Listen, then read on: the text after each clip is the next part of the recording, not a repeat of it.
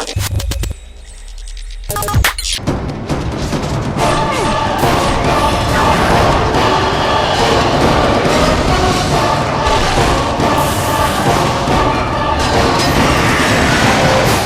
I'm Cory Barlog, the director for God of War 2.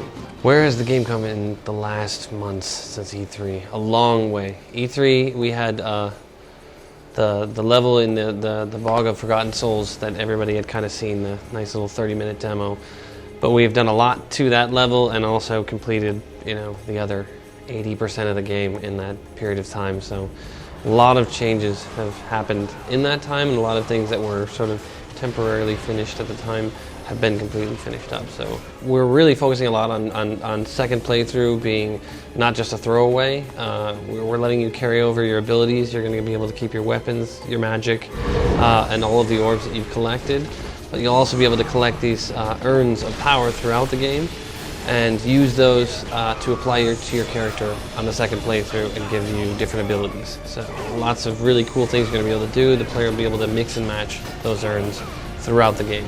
So it'll be really cool. So you start the game off and you're up in Olympus, you're on your throne, you end up coming down to Rhodes to help your Spartan soldiers destroy this city. Basically, Kratos is on this big vengeance path to destroy everything that he can and kind of conquer. So you end up getting double-crossed by whom you think is Athena, and the giant Colossus, one of the wonders of the ancient world, is actually brought to life by whom you think is Athena.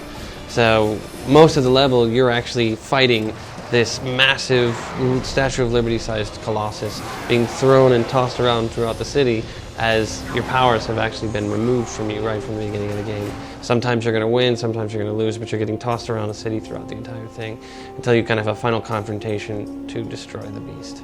The location that Kratos is going in order to change his fate is the Islands of Creation, where the Sisters of Fate temple is hidden. So that island is actually wrought with a ton of different heroes throughout mythology. You're going to run into Theseus and Perseus and all these other characters that you recognize from mythology, but you'll also run into people whom you'll recognize from the God of War universe. So with God of War 2, we really are kind of trying to push not only the size of the game and the scope of the game, but we are trying to give the player that base that we provided in God of War 1, and then add so much on top of it. All the things that we couldn't do in the first game, we're adding on top of that. More magics, more weapons to fight with. We're incorporating relics, all these different abilities that are going to affect platforming and combat as well, along with the idea of really bridging the story from the first game and kind of opening it up into this massive world. And then continue to do these massive set pieces, these things that in the first game you saw in a cinematic.